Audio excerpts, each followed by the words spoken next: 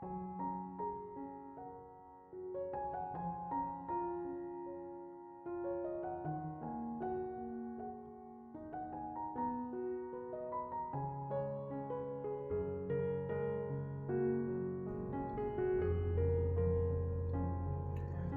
Ibu, Saudara-saudari, adik-adik kaum muda yang terkasih, Shalom. Apa kabar hari ini? Semoga kita senantiasa diberkati Tuhan. Hari ini kita memasuki hari Minggu Prapaskah yang ketiga. Semoga kita tetap setia dalam retret agung 40 hari ini. Hari ini kembali saya mengajak Anda untuk mendengarkan firman Tuhan. Mari kita siapkan hati kita. Tuhan bersamamu dan bersama rohmu. Inilah Injil suci menurut Santo Yohanes, dimuliakanlah Tuhan. Sekali peristiwa, sampailah Yesus ke sebuah kota di Samaria yang bernama Sikar, dekat dengan yang dahulu diberikan Yakub kepada anaknya Yusuf. Di situ terdapat sumur Yakub. Yesus sangat letih karena perjalanan. Sebab itu ia duduk di pinggir sumur itu. Hari kira-kira pukul 12. Datanglah seorang perempuan Samaria hendak menimba air. Kata Yesus kepadanya, "Berilah aku minum." Sebab murid-murid Yesus telah pergi ke kota membeli makanan. Kata perempuan Samaria itu kepadanya, "Masakan engkau seorang Yahudi minta minum kepadaku seorang Samaria?" Maklumlah, orang Yahudi tidak bergaul dengan orang Samaria.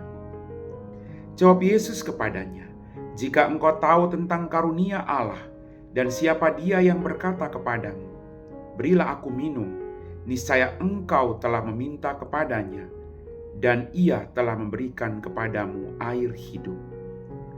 Kata perempuan itu kepadanya, "Tuan, engkau tidak punya timba dan sumur ini amat dalam. Dari mana engkau memperoleh air hidup itu?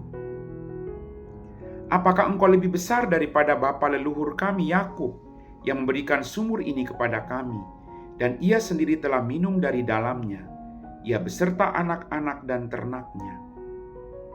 Jawab Yesus kepadanya, "Siapa saja yang minum air ini, ia akan haus lagi. Tetapi siapa yang minum air yang akan aku berikan kepadanya, ia tidak akan haus untuk selama-lamanya. Sebaliknya, air yang akan kuberikan kepadanya akan menjadi mata air di dalam dirinya, yang terus-menerus memancar sampai pada hidup yang kekal." Kata perempuan itu kepadanya, "Tuan, berilah aku air itu, supaya aku tidak haus dan tidak usah datang lagi ke sini untuk menimba." Kata perempuan itu kepada Yesus, "Tuan, saya kini tahu bahwa engkau seorang nabi. Nenek moyang kami menyembah di atas gunung ini, tetapi kalian katakan bahwa Yerusalemlah tempat orang menyembah." Kata Yesus kepadanya, "Percayalah kepadaku, hai perempuan, saatnya akan tiba bahwa kamu akan menyembah Bapa bukan di gunung ini dan bukan juga di Yerusalem. Kamu menyembah apa yang tidak kamu kenal, kami menyembah apa yang kami kenal, sebab keselamatan datang dari bangsa Yahudi. Tetapi saatnya akan datang dan sudah tiba sekarang, bahwa para penyembah yang benar akan menyembah Bapa dalam roh dan kebenaran. Sebab Bapa mencari orang-orang yang menyembah Dia secara demikian.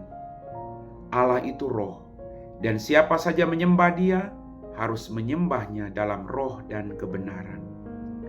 Jawab perempuan itu kepadanya, "Aku tahu bahwa Mesias yang juga disebut Kristus akan datang.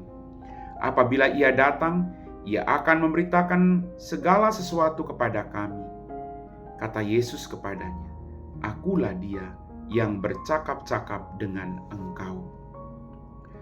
Banyak orang Samaria dari kota itu percaya kepada Yesus karena perkataan perempuan itu yang bersaksi, "Ia mengatakan kepadaku segala sesuatu yang telah kuperbuat."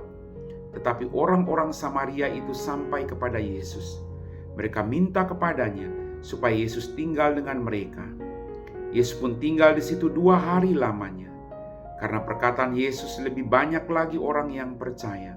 Dan mereka berkata kepada perempuan itu, "Kami percaya, tetapi bukan lagi karena apa yang engkau katakan, sebab kami sendiri telah mendengar dia dan kami tahu bahwa dia benar-benar juru selamat dunia. Demikianlah sabda Tuhan.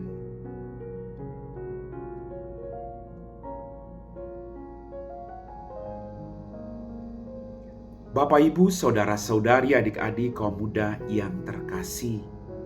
Melalui bacaan Injil pada hari ini kita merenungkan bahwa tindakan Yesus meminta air kepada perempuan tadi membuat ia heran. Mengapa orang Yahudi yang tidak bergaul dengan orang Samaria justru meminta air kepada orang Samaria? Bagi perempuan ini ada satu keanehan. Orang Yahudi dan orang Samaria saling mengucilkan satu sama lain, menjaga jarak, dan tak mau membangun relasi yang baik di antara mereka. Relasi di antara mereka terputus, dan mereka dari generasi ke generasi meneruskan keputusan tersebut. Sementara saat ini Yesus mendobrak semuanya itu. Dia ingin adanya sikap saling menerima dan kembali rukun dalam jalan Tuhan. Tuhan menghendaki persatuan dan kerukunan. Tuhan tidak menghendaki perpecahan. Sebagaimana dia dengan Bapa adalah satu, maka dia menghendaki kerukunan terjadi. Bahwa kehidupan ini harus memancarkan belas kasih Allah yang saling menghargai, saling menghormati, saling mengasihi. Keterasingan membawa ketidaknyamanan dalam hidup kita. Dan permusuhan membawa rasa tidak aman. Coba Anda kembali kepada pengalaman hidupmu. Ketika Anda bermusuhan dengan orang lain, hidup menjadi tidak aman. Kepikiran. Maka Yesus tidak menghendaki perpecahan. Maka Yesus mengajarkan kepada kita untuk menjalin relasi yang baik dengan siapapun, membawa harapan dan kedamaian, serta ketenangan dan cinta kasih bagi semua orang yang kita jumpai. Bapak, Ibu, saudara-saudari, adik-adikku yang terkasih, air hidup yang ditawarkan Yesus menjadi sarana untuk memulihkan. Dia adalah air hidup yang memancarkan kedamaian, sukacita, pengampunan, belas kasih. Dia menawarkan itu kepada kita semua. Ini adalah sarana pemulihan, bukan hanya relasi dengan sesama yang selama ini sudah terputus saja, tapi sekaligus memulihkan relasi yang baik antara kita dengan Tuhan akibat dosa.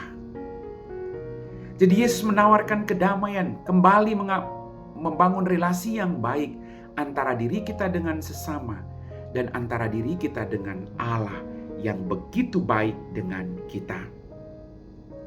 Siapa yang memiliki air hidup ini, hidupnya akan sangat beruntung karena akan menjadi mata air di dalam dirinya yang terus-menerus memancar sampai kepada kehidupan yang kekal. Kita belajar dari air hidup, Yesus Kristus yang menebarkan semua kebaikan. Dan kita harus memiliki air hidup itu dalam diri kita, agar kita melakukan hal yang sama, menebarkan kebaikan sampai akhir hidup kita. Amin.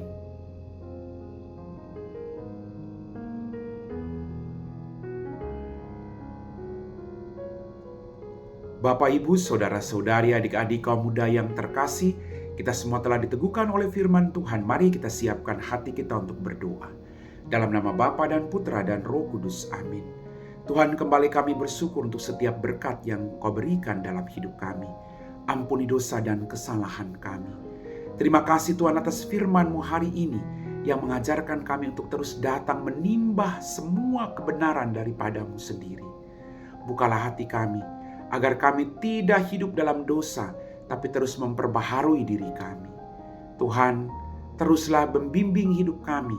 Biarlah kuasa Roh Kudus-Mu hadir di tengah-tengah kami satu persatu, agar hidup kami sungguh menjadi berkat bagi siapapun yang kami jumpai.